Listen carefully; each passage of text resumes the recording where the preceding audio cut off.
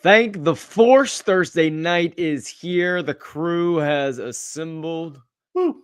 for yet another Star Wars News Net Live. I'm Tyler, joined by Nate and Luke this evening as I have been for each of our Skeleton Crew review episodes. We got some fun stuff to talk about even before Skeleton Crew, some little juicy nuggets of Star Wars goodness that were dropped on our doorstep this week. So I'm excited to get into all of that. But how are you guys doing? I feel like there is this wave of, you finish a show and you kind of relax for a little bit. But I think within all of us, there's just this little burning intensity knowing that Andor season 2 is just around the corner. And I am, for one, absolutely ready for peak Star Wars in April. You said burning intensity. Could it possibly be I burning for a sunrise that you'll never see? I hope I see this. I hope I see this one. If I don't see this one, something very bad has happened. So I'm personally praying that my future is going to turn out a little different than Luthen Rails. Personally, I don't know. I think you guys are forgetting the other peak Star Wars that could come before April. It's is that related going to to be these. Young Jedi Adventures? The rest of Young Jedi Adventures season My 2. fingers are crossed. In between now and Andor, they could find a window to drop the rest of season 2, because they said early 5, officially early 2025. Drop it. Come on, let's go. What are the odds we get a Darth Nubs figure at some point? All these nice Nubs plushies, you got some of the Nubs stuff behind you, but from the Rebuild the Galaxy, is there any way they'll ever release like a Darth Nubs something? It's possible. They did release sets of the show, so they could issue some more. I don't really know Would you ever buy a Darth Nubs to pair with your regular Nubs?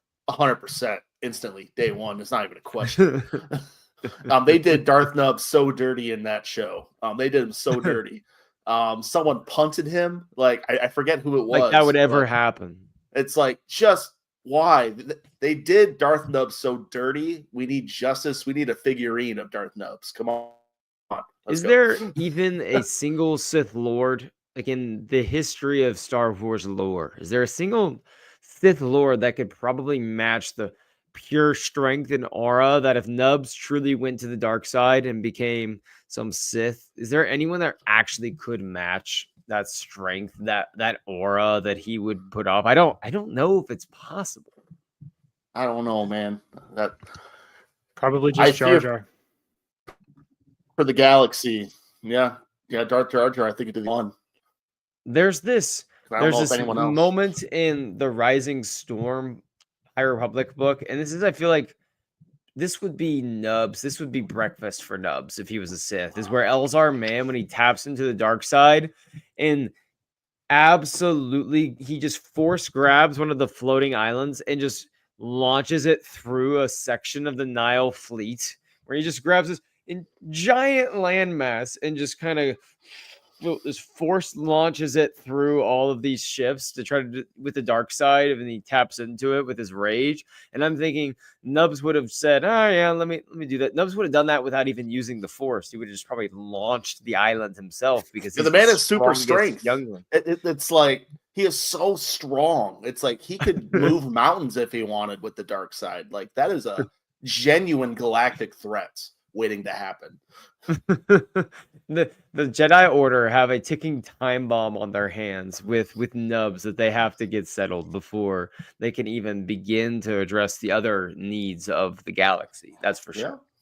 High Republic Phase 4, Darth Nubs. Oh, there we go. I was going to say, Elzar Mann is who Starkiller thinks he is. Moving a whole island? Get out of here with that moving a Star Destroyer. I don't care anymore. So we're 96 days away from Andor. How are we feeling? How are we feeling?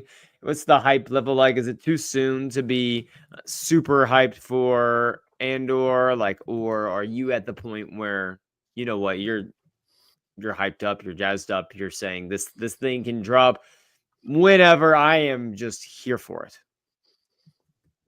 Yeah, I'm relatively hyped up. I'm gonna start diving into the upcoming Mask of Fear novel from Alexander Freed here in a little bit, which is basically Andor just in a novel form, from what I understand. So that'll definitely kind of help bridge the gap a little bit. But yeah, I'm ready for Andor. I'm ready for Andor. I'm not like at peak excitement levels yet. Waiting for a trailer, which honestly could drop any time now. And because we're coming up on, because we're 3 months away now, so they like to Lucasfilm generally likes to drop a trailer around that 2-month mark. So anytime. I think we'll get a teaser next week. Let's go. I think we're gonna get one next week. January 22nd is next week. I think we're gonna get one Tuesday, Wednesday, something around it's probably there. a little soon. It's probably a little soon. Probably a little soon. Little teaser with the full trailer, like a full trailer to come at the end of the month of February. And then we just have a couple months of just pure hype train. It's going to be an amazing time. I don't think I could get any more excited than I am right now. And I know that's not true. I'm at 10. They could. I'd actually be willing to put some money down. Super Bowl. You think they'll have a Super Bowl spot? Disney Plus always has something. They usually fork out money for something. I don't know. What did they have last year? They just had a compilation. So I feel like the past couple, it's the past couple years. It's just been like a Disney Plus commercial. It's not like. I don't think it would be a strict Andor. Yeah, I doubt it'd be a strict Andor spot. It would tease what. Honestly, it would probably be a combination of Andor and Daredevil, which also comes out in March. Which that trailer came out looks amazing.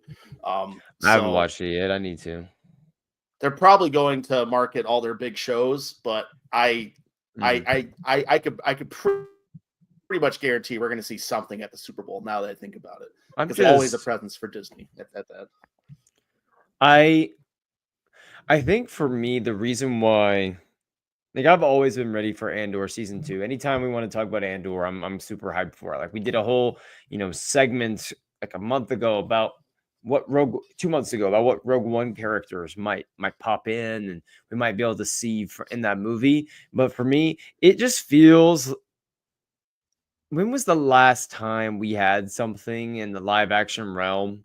Like, was it Andor season 1, or we had something in Star Wars live action that, for the most part, we could sit back and relax and know that this thing is going to be epic. This thing's going to be awesome. Because I feel like we got about halfway through the first season of Andor, and week in, week out, we just knew that this thing was going to rock. We just knew this thing was going to be amazing. And since then, it's felt like we haven't really gotten that necessarily. It's been a really mixed bag. And I think the wonderful thing about this is I am 96 days away, but I'm not stressed. Like when Ahsoka season 2, we're going to talk about that a little bit. When it comes out, I'm going to be really excited because, we're going to see certain characters again. There's a mystique level that comes with a show like that that's going to be more force driven. But I'm going to be a little bit nervous given, some of my gripes about how they stretched everything too thin in the first season. With Andor, I have no concerns about the quality. I have no concerns about where the story is going.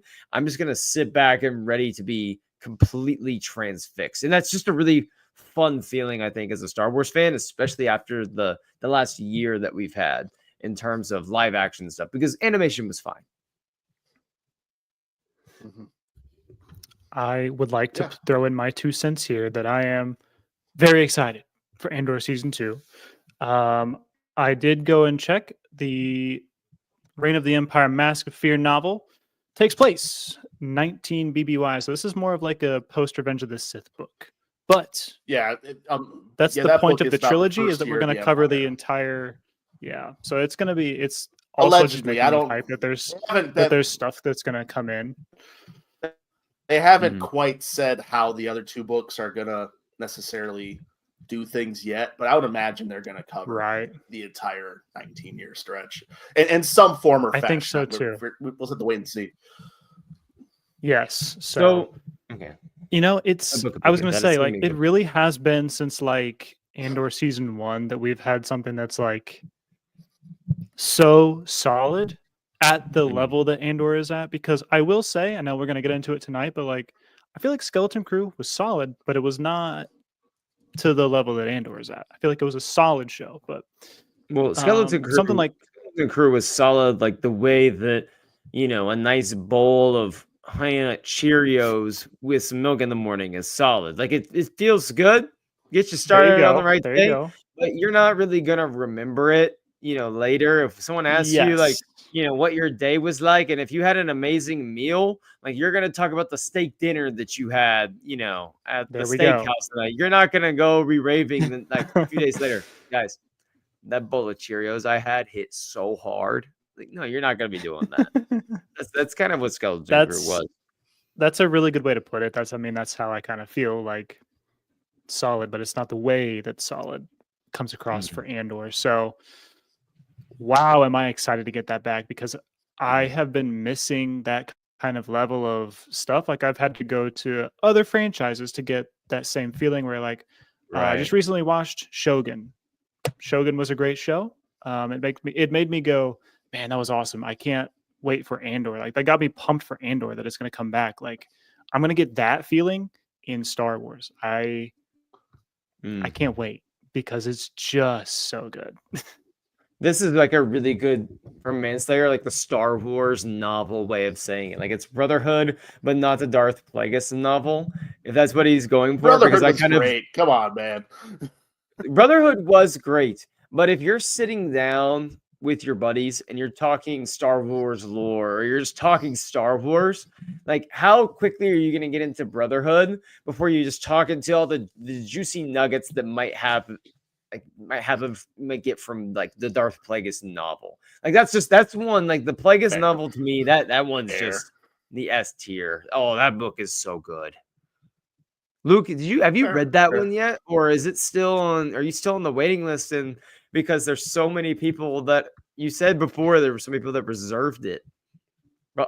Yeah, so it was a 5-week wait to get to it, and I have finished it. I finished that back in the fall, so that was an audiobook for me. I really liked Darth Plagueis. I'd like to agree with that like the Darth Plagueis level of hype that you have is also going to apply to like Andor season 2. You're going to be talking about that first and foremost when you're talking about Star Wars with your buddies. Absolutely. Yeah. And I will say, I'm with you, Nate. Brotherhood is better than maybe Manslayer's giving it credit for, but it's underrated. It's really good. It's really good. I understand the comment as well, but let's not dog on Brotherhood. It's a great book. But we can, because we're talking about Star Wars shows, we can, talk about, Christian Harloff saying that Ewan McGregor is going to be reprising his role as Obi-Wan Kenobi in Ahsoka Season 2. Hayden Christensen going to be back. Ariana Greenblatt going to be back. Those two were not surprises at all. Whenever we saw Hayden's Force Ghost at the end of Season 1, felt pretty obvious. Yeah, he's going to play a role in Season 2. Like, they're going to have a Force Ghost kind of talk at some point. Makes sense that Filoni would want to do some more Clone Wars flashbacks. I think the real question, and Miguel brought this up in his weekly newsletter piece, for Star Wars Newsnet. You should go check it out. Galaxy Far, Far Away. He posts it every Sunday. What level will these flashbacks be? Are we going to visit the world between worlds again? Is that going to be a place that we go back to in this season?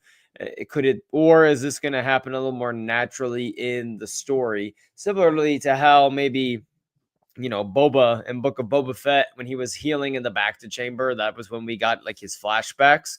I'm not saying Ahsoka is going to find a Bacta tank in the other galaxy, but I wonder if there's a way they could work in that storyline. Because what I don't want it to happen is this just become the Clone Wars show, like the Clone Wars flashback show. I want this to be the Ahsoka Season 2.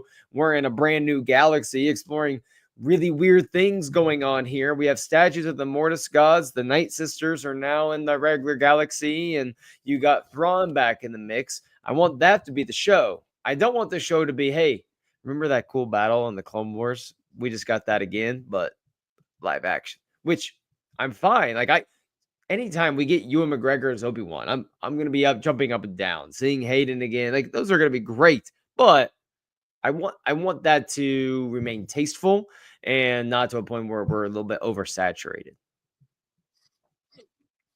Yeah, I'm thinking this could work. Yeah.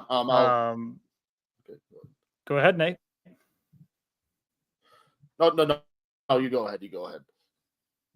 We're so polite here on Star Wars. I'm kind of hoping that we're done with the World Between Worlds. I liked its use in season 1, but I don't want to overuse that concept. I think it's also just something you really don't want to mess with as a story group either. Like that's kind of messy to deal with anyways. I'm thinking it's a soft magic system we have here in Star Wars. It's the Force. She could just be meditating and the Force needs to tell her something that she needs to like grasp from her past. I don't think it's that hard to like write a way to like get her into the Force vision of seeing something from the Clone Wars, assuming that's what it is. So it's going to be cool to see our beloved characters from animation come into live action.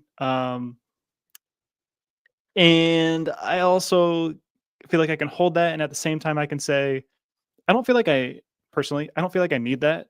I just would like to see more Baylan Skoll, more Shin Hati, more what is Ahsoka going to do from here on out? What is Sabine like? I want to see the story continue and progress.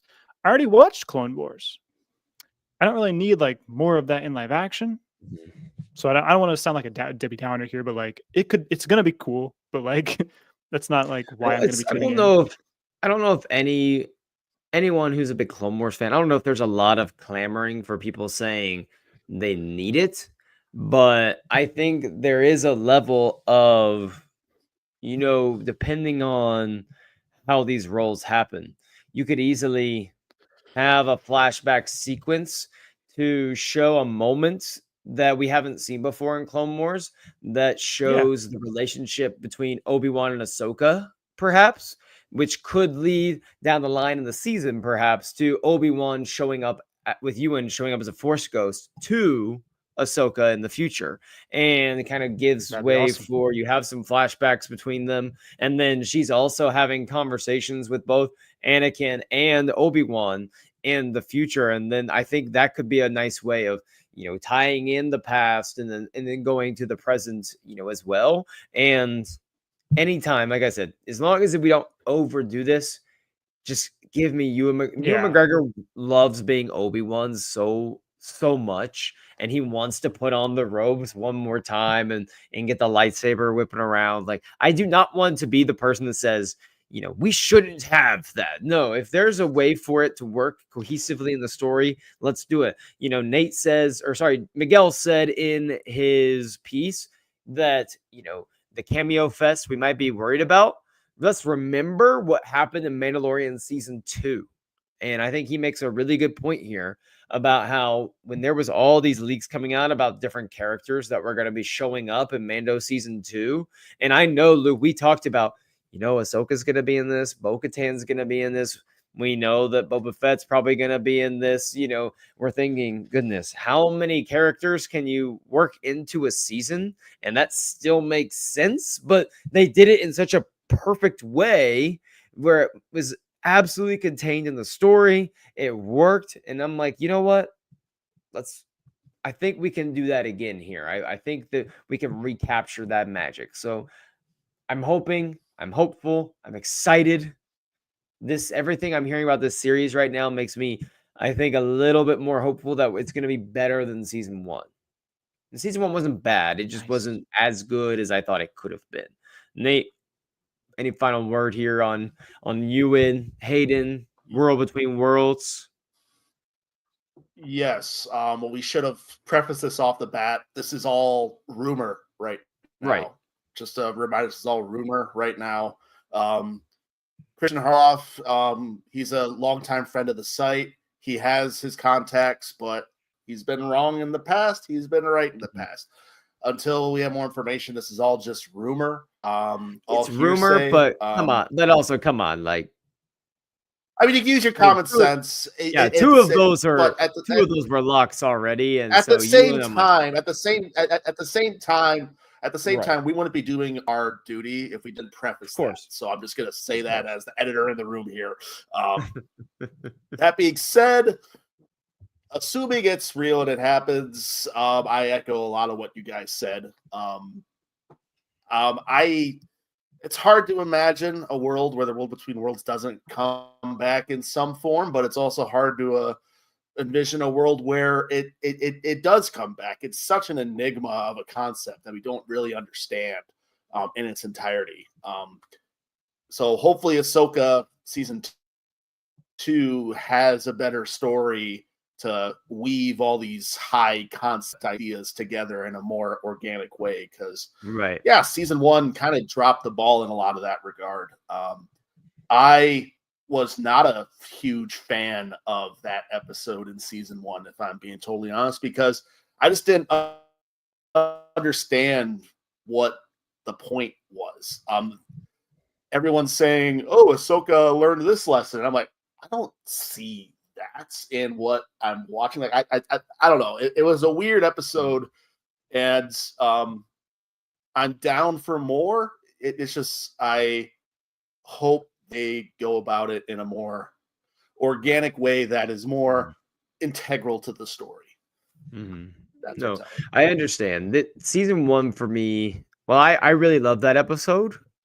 I definitely don't have any quarrel with anyone who says I don't really see the point in this. I think it was, if you were someone like me who is sitting here saying, no, the point of it was this and this, there is a level of, you have to stretch it a little bit to get there, and you kind of have to warp the episode and warp your mind around. Like, you're trying to find a certain lesson or point of view that you took away from this episode. It's not one where you can very clearly watch it and see, like, this is her arc, this is the story they're trying to tell you with this character to move her to the next phase. It definitely wasn't clear cut and dry. It was kind of convoluted a little bit ambiguous, and some of that maybe because they didn't really know exactly what they were trying to say.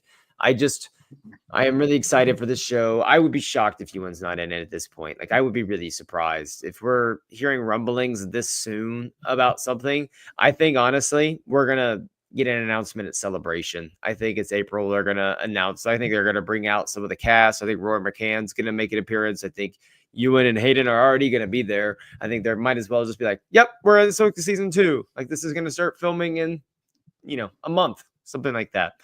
Last thing, and then we'll talk about the season finale of Skeleton Crew, which is another little tidbit that is floating around the interwebs, is that Imbo, the bounty hunter Imbo from the Clone Wars, is going to be possibly the main villain in the Mando Grogu movie, that he has Rota the Hutt captured. He has kidnapped him, and this is going to be some sort of rescue mission movie where Mando and Grogu have to rescue Rota the Hutt from the bounty hunter Imbo. Mr. Slides down the mountain on my giant metal hat with my dog behind me. What do we think about? There's so many ways to even begin this conversation, but I'm going to ask the most important question first, because I don't know this one for sure. And I know that one of you will have the answer to this question. And this is probably where every single conversation around Imbo, I think, needs to start before we really get into any of the nuts and bolts of this movie. And is his dog Merrick still alive? Canonically, no. In Dave Filoni's world, yes. He loves his dogs. He loves his wolves. If there's a use for him, you have a new one. I would imagine it could very well be a new dog that he gets. He got a new dog. He gets the old dog, Merrick. It's very possible. But canonically, no. The dog is not alive. But they're also retconning the Aftermath trilogy in the comics right now. So who knows if it's going to matter in a matter of a couple weeks anyways. That's another story altogether. Secondly, again, Christian Harloff, this came from him. So this is a rumor as of right now. It could be true. It could be not. There's a lot of discussion as to whether I know there's a lot of discussion as to whether it's the main villain, a side villain, exactly what's going on there. It's a weird person, a main villain. He's saying main villain. It makes like no sense. It makes no sense lore wise. You could easily do a bounty hunter versus a bounty hunter story. That's been done several times, and I think that'd be very fascinating. But it's hard to imagine Embo, of all people, wanting to start another gang war over Rhoda the Hutt. Like, he has no ties to any crime lords. So, and the thing is, he would have to have a tie to a crime lord in order for this to make any sense, or whatever the case is, because I doubt he's going to be wanting to make a power play to take over the Star Wars underworld. Right. That's essentially what that would mean. So I don't think this is going to be a power play. Assuming the Imbo is here, he's like a main villain. Luke, I'm going to tell you my working theory right now. And then I want you to either tear it down, build me up, or just offer in something completely fresh and new, okay? So I'm thinking Sigourney Weaver, she's going to be this, badass Imperial that's going to want to, take the mantle from Moff Gideon and turn on the Shadow Council. Maybe she's gonna come in and she's gonna try to assert her own dominance, her own authority. And she's kind of aware of some of the things going on from Moff Gideon with his clones, and so she's going to be interested in this Grogu character, this Grogu guy in general. She might want, to bring Grogu back into the Imperial custody. And she's aware that, this Mando guy is now kind of working in conjunction with the New Republic. We know that the New Republic is not necessarily doing an amazing job out here on the frontier, so they cannot afford a massive, syndicate gang war to erupt on the Outer Rim right now. They can't afford that to happen. They can't afford even more mass chaos. So what am I going to do to try to distract from what we're doing and also find a way to get Grogu back? You know what I'm going to do? I'm going to go hire this guy who has experience for decades of causing mayhem to the most powerful Force users ever, Imbo, and he's going to go kidnap Rhoda the Hutt. It's going to start off a little bit. It's going to be similarly to how Kira and Crimson Dawn, like the comics, she kind of started the gang war, the syndicate wars, and kind of stayed out of it, made it seem like they were kind of not like a neutral party in all of this, and they kind of stirred it up. I think Sigourney Weaver, she's going to stir things up. Imbo's going to be like the face, where he's the one that Mando are there pursuing. And they think that that's like the big bad, but it's really like the Shadow Council that's, starting all of this. There's going to be this big bounty hunter, versus bounty hunter confrontation. And technically Imbo will be the main villain of the show because that's where most of the screen time is going to go to with the battle. But we're all going to know on the outside that this was just about getting into where we need to be, which makes me wonder, could this movie end on somewhat of a cliffhanger to set up Filoni's movie, or set up maybe something that's happening down the line by, making Grogu possibly endangered towards the end, or us aware of the greater plot going on with the Empire. And maybe it's not as much of a self-contained story as maybe we were thinking before. Take it away. I mean, first of all, I really appreciate you putting so much work into that. That is not something you just whipped up on the spot, I take it. Because totally whipped that up on the spot. No, that was impressive. You had a lot going there. That's what my brain does. Thinks up random crap that won't happen. Well, you've got a knack for it. I'll say that. I don't think I could do that. My thing with Embo is I feel like, so I'm not trying to get into this whole thing, but like our sentiment on like Vernestra and the Acolyte is like, why'd we choose her? That's my thing with like Embo, is like, why'd we choose him? Why couldn't we choose like Ochi of Bestoon, who would like support the sequel? Dave Filoni wanted to voice another character. Maybe that's why he wanted to be able to put himself in his movie as director, and he wanted to put Saves money himself too. as It saves director of a money Star Wars having to movie. hire And, someone. yeah, I this is part of the Disney cost-cutting initiative. Dave Filoni yeah. is going to start doing all the characters. He did John John Favreau has a lot Favreau. of characters too. Yep, Why he's not? gonna start doing it. We're gonna bring back Finn Rao's actually alive. No, not Finn Rao. No, it's who is Gar Saxon, right? Was it Gar Saxon? Gar No, Pre Saxon, Vizsla. Yeah. It was Well, Gar Saxon. I'm just saying all these both of Mandos. them are dead, I believe. Is he But gonna yeah. resurrect the Mando and world between Gar worlds? Saxon was voiced by Ray Stevenson, so we're dead in fronts there. Oh my gosh. Yeah, that's right. Wow. Was he really? Yep. I think that's right. Yeah. Wow. I mean, if they're gonna do that, that's cool. The thing with Embo is also like you can do whatever you want. Like it's not like it's not like a major portion of the movie going audience has probably watched Clone Wars. Maybe they have, but like in Clone Wars, he is not someone who has a lot of speaking lines. You could probably count the number of lines he speaks on one hand. So like it could still be interesting if your main villain doesn't really speak a lot, but I would kind of expect them to. Doesn't have to, but it's just kind of a weird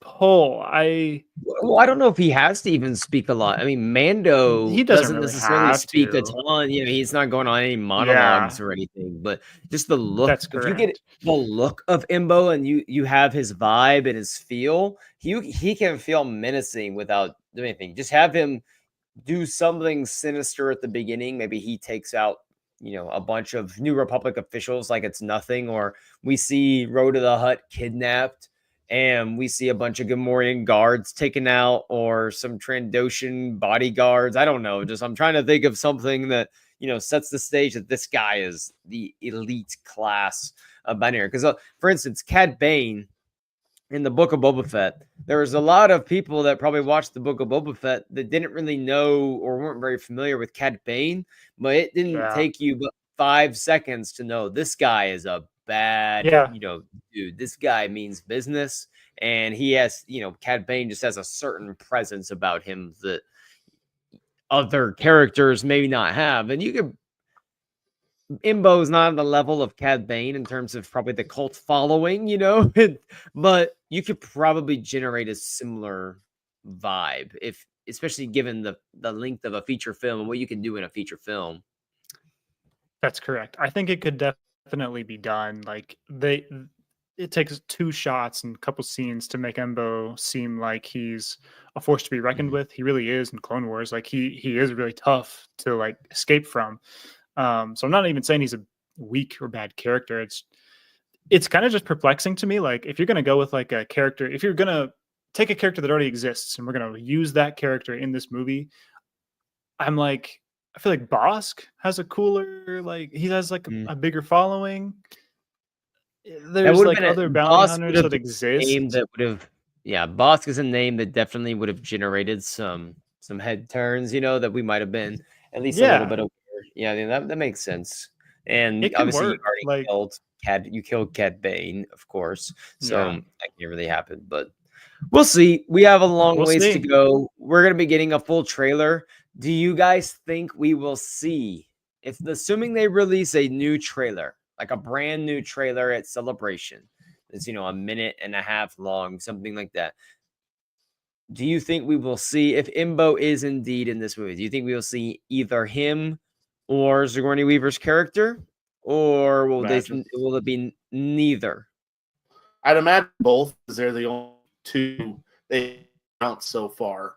But one Shadow Council member. So I would imagine they're gonna be opening the public with.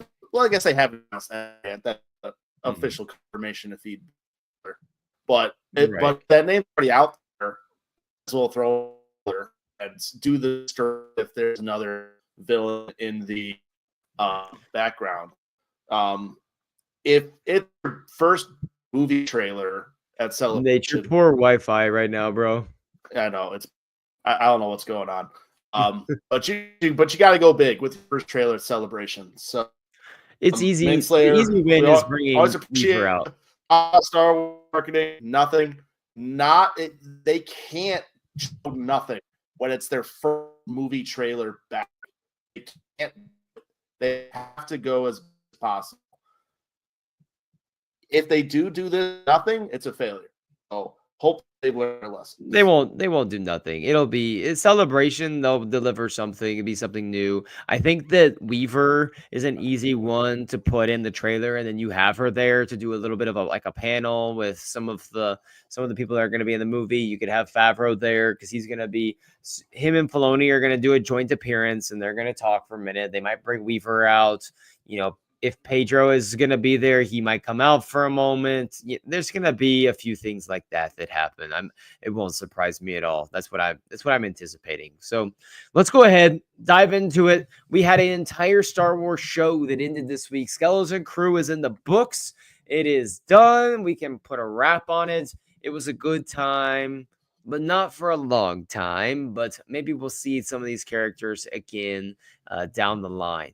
But I, for one, am glad we got this show.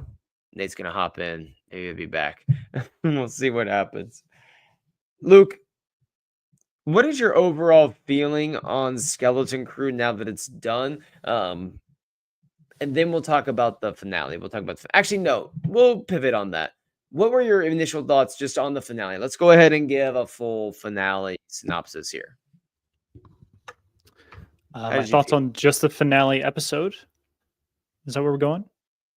Yeah, just on the finale episode. Yeah, I did like it. I enjoyed it. I thought we got some satisfying answers to a couple plot questions we had going on. I thought, honestly, of the couple shows we've had for Disney Plus, I liked this finale episode the best. Or maybe, it's in my top 3 finales. I really liked. That's okay. Communications can only mean one thing: invasion. Steel double quote. Thank you, Manslayer. Hoping I gotta say, I am not stable now. We will hopefully. Do we know where we can buy the Onyx Cinder without the armor? Have they announced that yet? I have been so MIA this week in Star Wars outside of just the major things. I don't think there's been any announcements for there hasn't been, as far as I know, next week. Okay, I haven't seen Skeleton Crew toys. So, and then real quick before you continue, Luke, this is a comment here that just came in. I'm curious, has it been announced or leaked who Weaver is portraying? It'd be nice if she was Admiral Dala. There has been, as far as I know, absolutely nothing but just pure speculation. She just simply, and all she has said is that, yep, she's in the movie. She got to hold Grogu for the first time. She's the cast. She's going to have a massive role in this movie. Dollar on that one, so it's gonna be, if it's not bad, it's going something else big. So we'll see what happens. I'm excited, but Luke, again, what was your high from this finale? How did you feel about it? I'm gonna go with my high for the finale was Neil revealing the turret that we saw at Akron. And he says, you know what? I know that's there. I'm going to hop in that. He takes his one choice shot, perfectly timed. He doesn't light up an entire, side of the ship. He's not taking out multiple fighters. One perfect shot, all it takes. Then he gets blown up. I loved that he hold on. 3 or 4 that was on. He did escape the blow up. He absolutely did. Wait, the way you said, and then he gets blown up. Neil just got blasted into a million pieces. So sorry, Neil. I know that you lived. I'm so glad you did. That was my high. I really liked seeing him. It's kind of a payoff from episode 4 that we saw when they went to Akron. I think was 4. Whatever that episode was, I liked that callback. Maybe my low. I don't know. Probably something about. I feel like when we were in the supervisor's room, it was a little drawn out. I don't know specifically what I would have done differently, but it felt like Jod didn't know what to do. He kept shooting like close to people. He's like threatening them, like I could kill you. I kind of know he's not going to. Mhm. With the kids, at least, he could have killed Mhm. one of the parents, but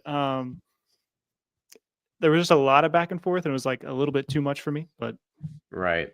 it didn't hinder the whole My episode, so yeah. I love the Neil part. The turret was pretty fun. For me, my high is really tough to choose because I thought Jude Law was outstanding in this episode. Like you could just he delivered and like he did the entire series. He delivered everything he needed to. I'm just glad we got a little bit more into his backstory and where he came from, made him very understandable. But for me, I loved the music as they were on their speeder bikes going through the town into the forest back into the town, like trying to get to you know the the power center. Like I loved it. The music was great, the score was fantastic, and that was when, not that the show hasn't felt like Star Wars like or whatever, but that was where to me I sat back and I'm like, this.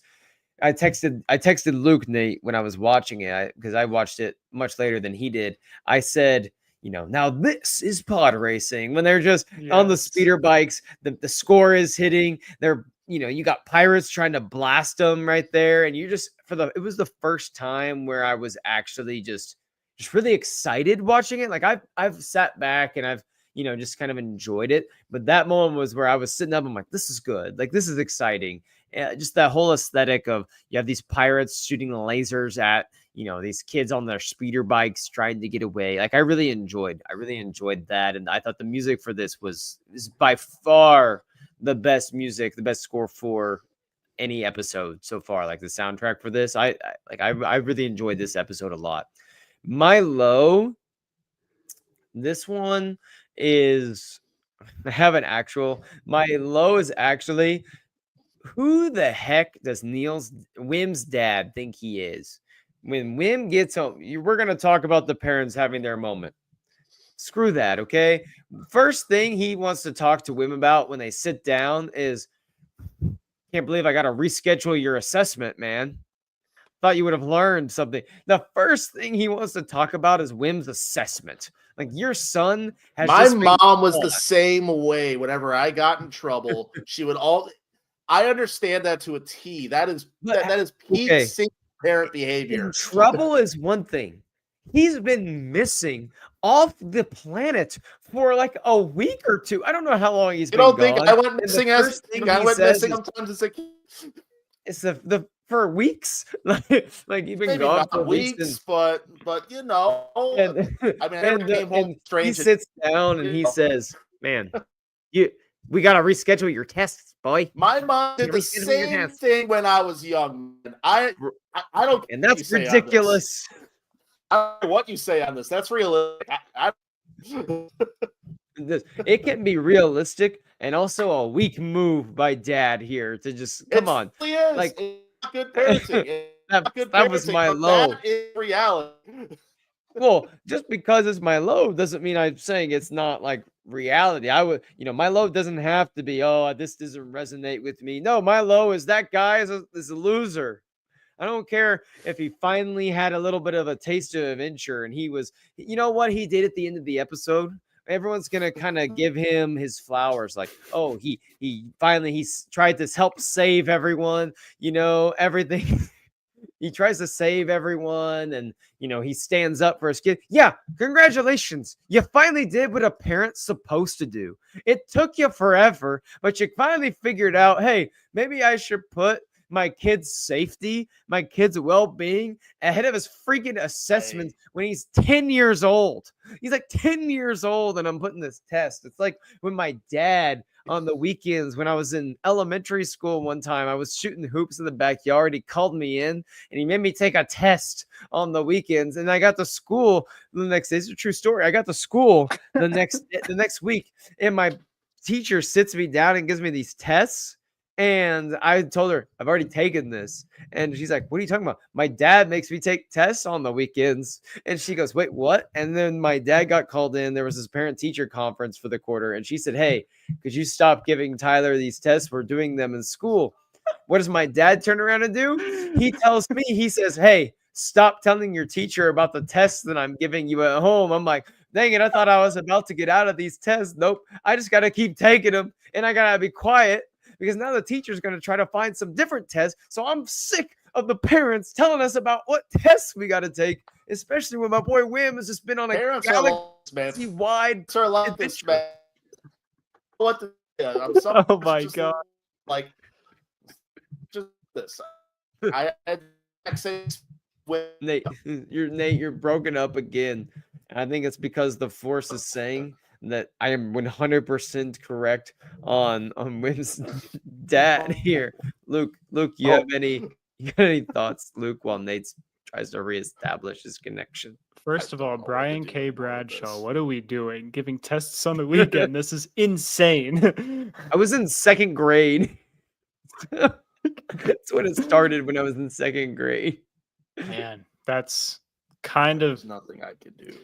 That's kind of interesting. That's all I'll put it at there. But okay, so that's how it starts off. But I like that we can move past that. He gets on the bike. He tries to. I wish he would have like pushed the kid off the speeder bike who's like trying to race Fern at the beginning of the series. He's like being a jerk to Fern, and it's the same kid who Wendell comes up to, and he's like, "Wish we could have seen him just push him off, take the speeder bike, then he catches up with the kids." Mm-hmm. Kind of would have liked that. Yeah, I feel you there. So I want to talk about this moment right here. The very end of the episode, Manslayer said his low from the episode finale felt kind of inconclusive. We don't know if there's a season 2. It's a problem to him. He says they don't make these self-concluded stories. So I felt 50-50 on this because on one hand, I thought the way Jod ended, it felt pretty conclusive to me that, you know, he's going to be taken down. He's lost. He knows he's lost, and he's almost just thinking about his life and his past and the choices that he's made to get to this moment. And with Wim, the way it ended with him, like, it felt like there was this call to adventure. Like there might be another adventure someday. The adventure's not gone forever, but for now it's concluded to where if there isn't another adventure at some point, there's no adventure, and that's fine. Like that's okay. But if there is, great. We can pick up right where we left off, and we can get into this. What's the New Republic going to be doing here? What's the Republic going to do as we're navigating Atten being discovered for the first time? So that's something I think I'm okay with. I wonder if, and Mainslayer, you know, put us in the chat because I don't want to speak for you, but I'm going to speak from my perspective because I felt a little bit somewhat hollow at the end of the episode. Was because I felt like most of this series was a little half-baked. It felt like we brought together this dream team together to create this show, and it felt like a solid 6 out of 10 each time. We hit the mark each time. They were really solid episodes. There was, you know, at times a little bit of depth to some of them, but they never really went too much below the surface level. It felt, and that's part of that's the target audience that they're going for, which is these really, you know, the young kids. But at the same time, even in the story, the story felt a little bit, you know, incohesive itself, and it felt like we need a little bit more. And some of that's going to go. And I don't want to be the person that says that it's the run times, because it's not always about runtime. We know that they can have shorter episodes that are incredible. But it just felt like to me that we never really feel as if anything's ever decided in these episodes. They end pretty abruptly right when I feel like the adventure is getting started. And so this episode finally felt for the first time from start to finish that, oh my gosh, I'm in the middle of this epic grand adventure. And there's some episodes where that just doesn't happen until the very end, like the last few minutes. So I'm a little bit I think that's maybe what I would say. And yeah, maybe not getting the happy epilogue here. The I might kids go go Ethernet from here on. It's going full Ethernet. Well, you're crystal clear right now. I can hear you loud and clear. It's fantastic. We'll see how long it lasts. We'll see how long it lasts. I had to reset my router. We'll see if that does the trick for at least the rest of the show. I hope so. Fingers But Luke, where are you crossed. at with that? So I think I understand the sentiment that like it felt a little unconclusive because we see the New Republic swoop in, they save the day, Wim's looking up, and you want to see like what does he do with that? Where does this go? Is there more? Is there an epilogue? Like what does that mean? I understand that like it feels like there should be more. For me, it sat okay with me. It sat fine with me because I know that Wim has been thinking about these made up adventures right. the whole show. He has thought about this concept of the Jedi, who are the concept of heroes, this whole time. And after Right. completing a real journey and seeing real heroes come in and save his planet, his city, his friends, his family, he can now look up at those X-wings that he can tangibly see in the sky and those B-wings that he sees and that Tantive 4 class ship that comes in, and he goes, I've been reading about heroes all my life, but I'm now seeing them for the first time, and this is what they look like. This is what they do.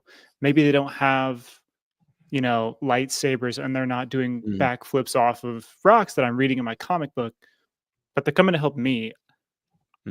That's New Republic. I want to I'm bought in now, and that's Wim's kind of. That's how I just processed it. I Maybe agree. I am. I was just thinking the show as a whole. It just felt. I'm with you there. I felt a little jolted, and it just feels. I wonder what was the purpose of the show? I don't know necessarily exactly what the point was of Skeleton Crew, because the story isn't large enough to be this whole self-contained miniseries, but the season itself, it felt like we were dipping our toes into some of it, where we were a little afraid to go, too deep into this. We were a little afraid to go maybe a little too far in, and we had this dream team of people assembled to do this. Everything, it just feels a little off to me, and that's not to say I enjoyed it. I enjoyed the show, but I can't say I love this show. It's not one I sat back and was I can't wait to watch that again. And for me, that's a big thing for me. Is I never left it thinking too much. I'm never really I wasn't ready to hit watch again on this. And I don't want to hear about, oh, maybe you weren't the target audience for this, because I go back, I'll watch things for kids. I will watch things that aren't, I am not the target audience of necessarily. For instance, there's movies like Inside Out. I wouldn't say I'm the target audience for an Inside Out movie, or The Wild Robot even, but I love those movies. I'll go see kids movies, and I think there's a lot to draw on from those movies. This show just, I think, like I said before, the show it felt like it's a really good breakfast cereal that you're enjoying for a little bit, but it's not one that you're going to remember necessarily for a long time. But who knows? We'll see if we ever see these characters again. There's a lot to could pop up again, given the Republic now being on Ad-Atten and Ad-Atten being open. There's all the monies. So, here's theories about the destiny of the money, First Order, inflation. My theory about the First Order possibly taking over Ad-Atten to get the money to build some super fleets that actually might hold a little more weight after it being revealed to the world this week, I wonder. And I'm going to say that the money passes to the New Republic and they mismanage it, because that's kind of the story of the New Republic, is they're not on stable footing. Trying to build a new government is hard, and they often mismanage things we see in Mandalorian season 3. So that's kind of my theory on that. It's not too deep. Hey, I am not 30. I am 27, Manslayer. So You're not going to be 30 for a few more years here. So a couple of fun little nuggets that I want to talk about was the supervisor, obviously being a droid, was very interesting. I think that was we were talking about how the supervisor not being a person in the Discord chat, and that pretty much happened. But I like how it said its last report from the Republic was that the Jedi were traitors. That was the last that they heard from the Republic. So I'm curious from you guys, what can we take away? Is there anything we could take away from that? To me, that was interesting because if they received the communique from the Republic that the Jedi are all traitors, did they not get any information on the Republic being transformed to the Empire? Did Palpatine not know about Atten? Was he somehow unaware? But if he was, how did they get messages? How did they receive a message from the Republic that the Jedi were all traitors? Because Palpatine, I just have a hard time. There was something that he was not aware of. If there's this treasure trove of money out there, so I'm very interested to hear what you guys think about some of that. Because I don't talk as Kyler, because Tyler keeps talking, for starters. You can talk. You've been in and out the whole time. I'm just joshing. But yes, just think you could chalk it up to it being an AI, and powerful AI that is able to take in a lot of different communications from all over the places, and it just parses through all that stuff. It picked that out that, hey, we're locked away, but there's this message somewhere in here that says the Jedi are traitors. We don't like them. And it's went about its day. Do think Palpatine probably knew about Atten, but I just think he ever bothered with it because it just wasn't part of his grand design. Maybe it was. Maybe he had some plans for it that we'll find out in the future. It seems like every time we get a new thing about Palpatine, he has some other secrets that's waiting to be uncovered. So he has all kinds of fingers all over the place. But yeah, I just think it's just a very smart AI, and that's how I read it. I don't know if there's anything more to glean off. Okay. But it felt like our last. I need to know the exact wording he said. But it made it seem like when I was listening that it said our last communication from the Republic is that the Jedi were traitors. So I'm wondering if there was someone specific who is in charge of communicating with Atten to send those broadcasts, or is this just the broadcast the Republic was sending on all channels? Jedi are traitors. Jedi are traitors. And if Palpatine knew about Atten, we know the Death Stars cost a bunch of money. Why are we not just absolutely cleaning house over at Atten?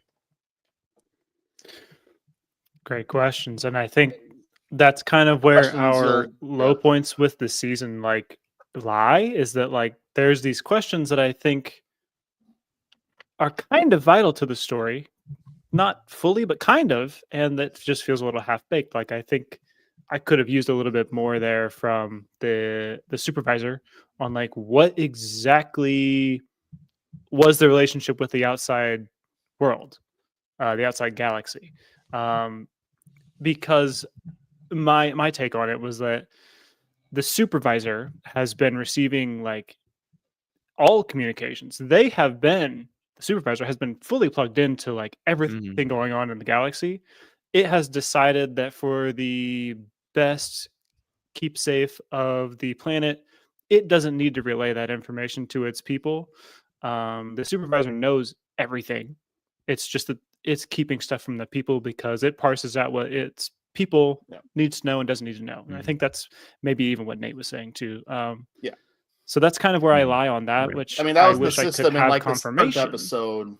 In the 7th episode, during the parents' hologram message to the kids, I believe it was Farrah that said, or maybe Wynn's dad that said, "Hey, you guys are supposed to learn this stuff until you were older." So there's this blockade of information that's going up and down that the supervisors are holding, why they're still underneath the barrier. Adults know more that they're hiding from kids, and then you have the droid. There's a whole web of information that AT-AT of secrets. So who knows really what is the deal with AT-AT? So yeah, that's definitely a little bit of a letdown. Which is something that I thought we would get a little bit more information on as the season went on. I would have liked more. To me, the mystery doesn't behoove itself to remain a mystery in this case, because we're not going to probably be re-exploring this part unless there are some magical plans for AT-AT. And I would say that I think my disappointment, and I realized this, and it wasn't really disappointment, it was just more of not exactly being as super hyped up for the end of season as I wanted to be, was when the Republic is flying in and we have the X-Wings coming in and the B-Wings, which I know, Luke, you want to talk about some B-Wings in a second. We're going to talk about some B-Wings, and Luke loves his ships. That was great. And I was really excited to see, anytime we see X-Wings in Star Wars, it's just nostalgia and feels amazing. And the B-Wings were really fun. I kept looking for Din's in-one starfighter in that mix. Like, was he in that?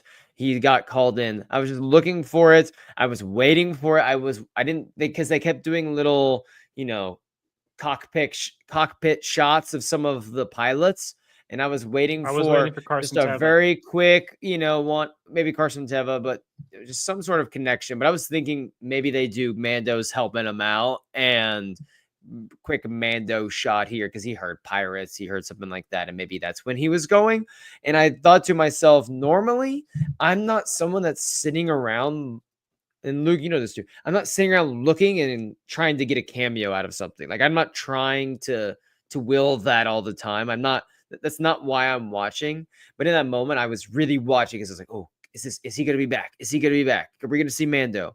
And I think that's kind of sums up how I felt. Was I just was left wanting more, because I think that we just didn't quite deliver enough in these episodes to leave the audience completely satisfied with the direction that we ultimately went. And I was almost looking for other things to satisfy that hunger, and that was in the form of possibly like a Mandalorian, Din Djarin cameo for just a second, or even if I just saw the ship, not even just even going to the cockpit and doing some cute little Grogu moment, that might have been too much. Even just the ship, I was looking for it as it was flying around.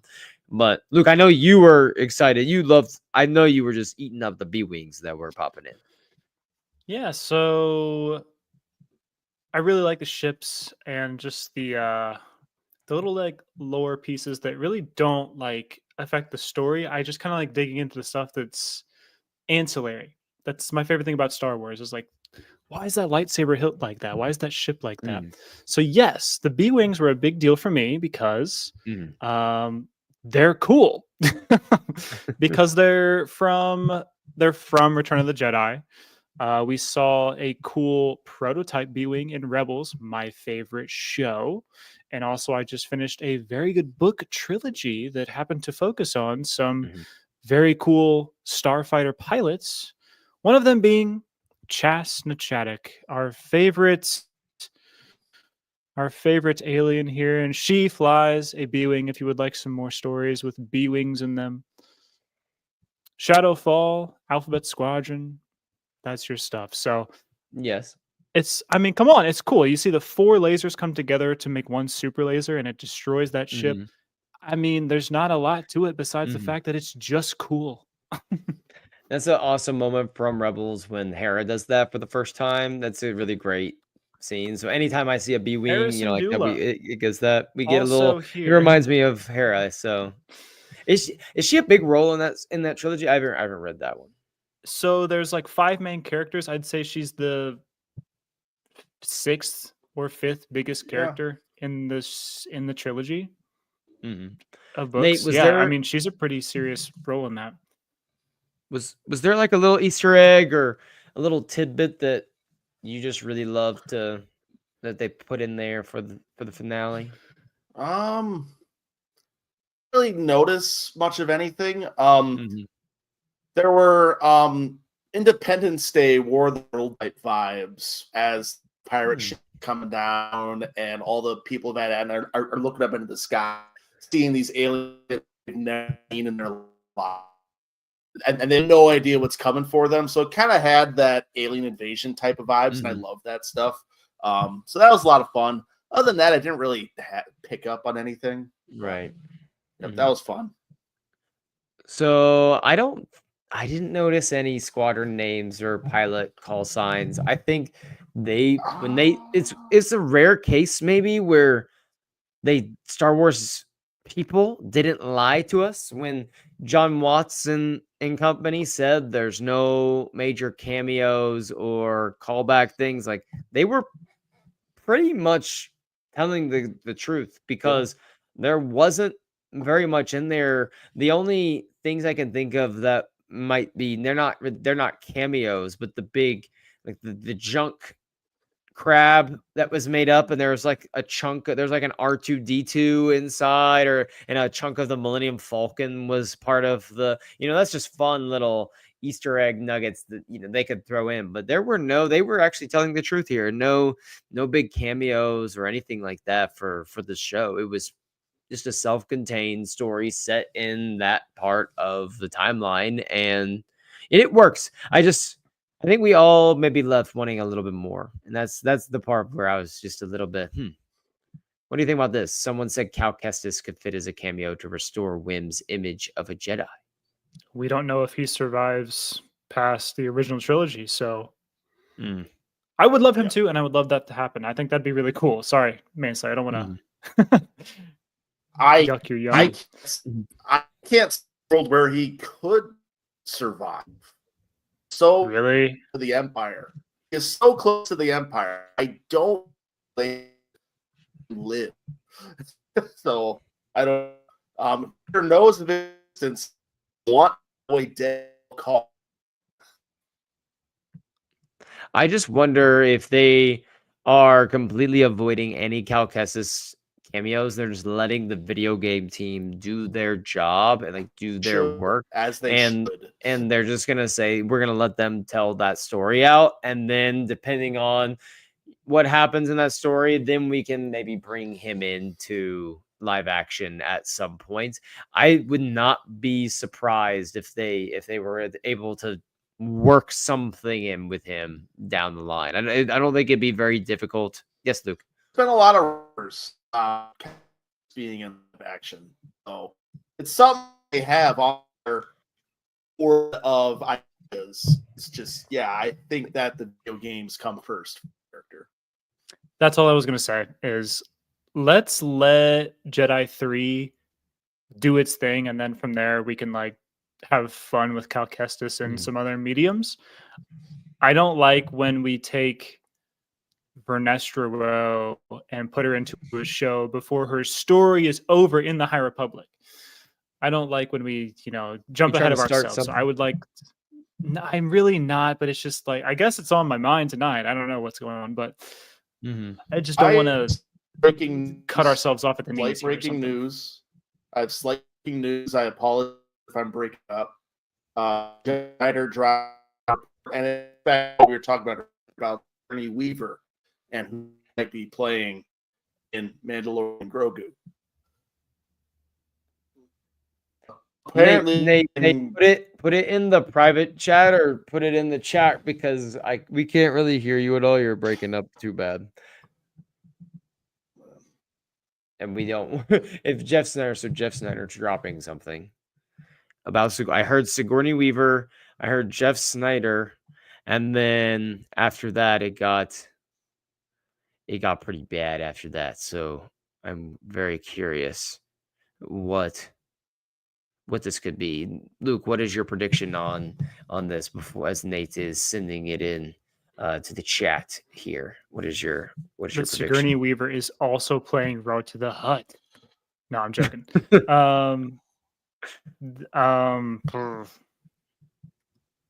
I have no idea what. I mean, you had the most solid prediction here that she's going to be some kind of higher ranking Imperial Remnant member. So that seems easy to believe. That's what I would kind of shoot for there. Let's see. I'm trying to look on Twitter right now just to I was see gonna if I say, can I see Should be in something. the private chat if All right. Here we go. do anything apparently. Reddit. All right. According to Jeff Snyder, can you guys hear me? We'll get this Yes. right here. According to Jeff Snyder, Sigourney Weaver is playing a colonel in the New Republic named Bishop in The Mandalorian and Grogu. Okay. All right. I don't know if the other there is Right. relevant. Okay. So she's playing a New Republic colonel named Bishop. Hmm. I'm telling you right now, she is a spy. She is not. I'm not buying her being a good character. I'm not buying it. I don't want that. That feels underwhelming to me. If she's gonna be in this show and she's just playing this New Republic colonel, like named Bishop, it's just New Republic lackey, someone that I hate. Like I want Sigourney Weaver to be like one of the characters in Mando season 3, the one that betrayed Dr. Pershing and put him into the mind flayer thing or whatever. You know, I want Katie O'Brien. her to be like Katie O'Brien's character. I want her to be something like that where she is infiltrating the New Republic from within to bring it down. Like to me, if you're having someone like her in Star Wars, she needs to have a just badass, larger than life presence as a character. And to me, like spy for the Empire works if that's what you're doing. Or, you know, we had talked before about having her be a seasoned, wizened Mando, something like that, where she is a Mandalorian, like a wise Mandalorian, former amazing warrior, something along those lines. But Luke, how do you feel about this? Did you say it was underwhelming? Because I feel like it's a little underwhelming. I wanted her to be an Elia Kane type. Else. I think, I mean, if anything, she's going to be a roadblock in Mando's way by being like a New Republic. Like she's one of the emblematic pieces of the puzzle to where it's like, this is why the New Republic fails. It's like, because there's people like her in the system that are too focused on X or Y, and they don't let Mando do a good job doing this. Like she could be an impediment to his path in a way that I find annoying. I would rather him face a direct opposition that is a bad guy rather than like, well, they're technically on the same team, but she's just like kind of a bad boss. Like it doesn't, either way you slice it. If she's a spy, she's like a, Imperial Remnant First Order kind of like spy in the New Republic. Sure. But I just don't want her to be some New Republic, some Republic lackey. You know what I mean? That just right, yeah. She's annoying because she's making them follow these procedures and rules, and says, "Oh, according to subsection 6 of item 7, you are in violation of protocol, and therefore are subjected to whatever." No, I don't want that to be her character. So maybe we'll find out she's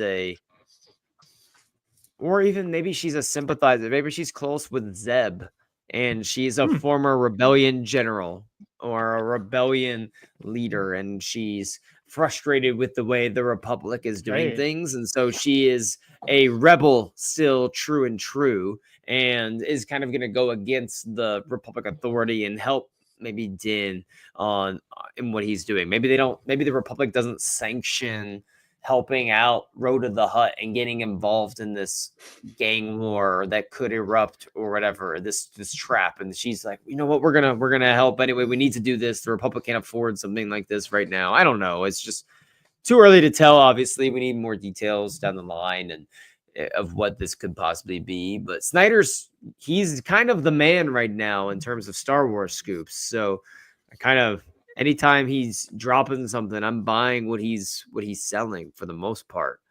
Nate, yep. Do you have some connection to give us your input? We'll see. I am going to go into so far so good the lab after the show and figure out what the hell is happening, because it's not the first time. But echo what you said about Snyder. What he says about Star Wars at this point is so. This means for the character of Bishop, Ironically, that is a character from Alien, if you remember Aliens, who was a good guy despite being shady at the beginning. So we shall see. We shall see. Yeah, that's all. Well, lots to talk about in the future. Let's comment right here from John Mitchell. Will Luke be in the Mando and Grogu trailer? What do you think? He has to be in the movie or they're cooked. I'm going to push back on this. He's not going to be in the trailer. He might be in the movie. They might be in the... If he is in the movie, I don't think they put him in the first trailer. I think it's going to be just Super Mando Grogu specific. Maybe Sigourney Weaver is in that trailer. If Luke is in the movie, there's certainly a place for Luke Skywalker in Star Wars, like obviously for sure, especially if it links to the greater Filoni movie.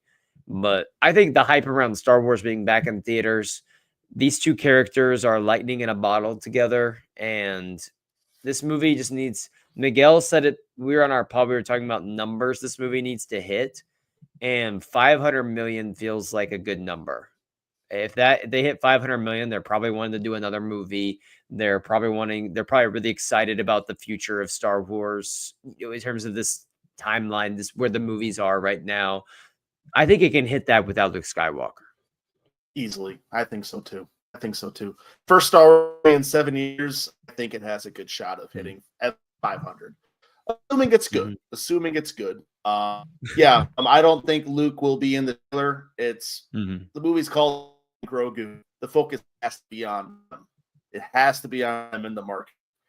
If you add Luke's characters in, that muddies everything up. Even though it'd be really cool and it would up all the more, you stick to Mandalorian and Grogu at least to start. This is a conversation for another day, but they should make animated movies with the Clone Wars animation style. Oh my gosh, I would love to see a Star Wars animated movie out there if they did something. If they could do like a original trilogy type animated movie, I don't know, pick a line. Will we ever see live action Kay Vess or Cal Kestis? No to Kay Vess, yes to Cal Kestis. Luke, what do you think? Yes to Kay Vess, no to Cal Kestis. Of course, yeah. Because what else? Yeah, of course. I believe, yes, I believe. And Manslayer, I'm telling you right now, I'm locking in each of the original trio being in Dave Filoni's Heir to the Empire movie. I'm locking that in. I am Alden Ehrenreich solo? I am absolutely hoping they recast all three, unless it's just very quick cameo type appearances, like similar to a Luke Skywalker Mando season 2 appearance at the end. If that's all you need them for, I'm okay with kind of the... I'll be okay with the little CGI, like, what do you call it? The face, whatever. What do they call that? The deep fake, yes, like the deep fake stuff with the face. I'm okay with that. Where would you be, Luke? How like Nate? Where would you be on this? I know, Luke, you're kind of you're in favor of recasting for larger roles, right? Or are you okay with the deep fake stuff? I would rather have a recast. And I think, Tyler, you put it really well. When I hear you say this, it's like there's an art to acting. Like I want to see a real person act that role out. I don't care if it's not still Mark Hamill's face for Luke Skywalker. A lot of people don't feel that way, but I don't really mind having someone else play these characters and do a great job at it. So that's quickly where I stand on it. Yeah, for sure. Nate, I think you have enough connection to deliver this one. Yeah, for sure. Hopefully I'll get it out quick either way. I don't have much. I would prefer a recast, but I think they're going to go deep fake simply because Lucasfilm is basically pioneering the technology at this point. From Rogue One to Mando to Boba Fett to Indiana Jones, Lucasfilm has been pushing this technology forward to the point where they really want to get this right. And even though I think the movie would be better off recasting, I think they're just going to go deep fake and want to keep that element. It's again, that's such a complicated discussion. That's a topic for another day for sure. Yeah, we will definitely have time to have that conversation because we have nothing but time before now in Manto. But the day draws nearer every time. We're gonna get to Andor. Mhm. It's gonna be fun. We're writing down. We're 96 days away from Andor. By the time Andor comes and goes, we'll be less than a year out from this Way movie, less. and at that Way point, less than it's a year. gonna, yeah. 3 By the months of time, Andor. So by the time that's over, we're going Mhm. to be middle of summer at that point. So we'll be feeling really good. We'll be feeling really good. Less than a year, and that's when everything's gonna start heating up. All the stuff's gonna start heating up, and it will probably have, fingers crossed, another Star Wars movie in production filming at that time. So it's gonna be good. There's good vibes. Thank you guys. We had a little bit longer show than expected tonight, given some news that Nate found for us. Nate saw for us right at the end from the echoes of his hollow chamber that he's trying to restore connection with right now. I But got we Echoes nothing. of I appreciate got the fear. nothing. I'll see you dedication. next week on that front. Hopefully for better luck next week. Yes, yes. And Luke, thanks for hopping on as always. Everyone, make sure to check out Star Wars Newsnet for everything Star Wars. And you can check out the timeline show on the weekends that Luke and I do, where we go through the entire Star Wars timeline.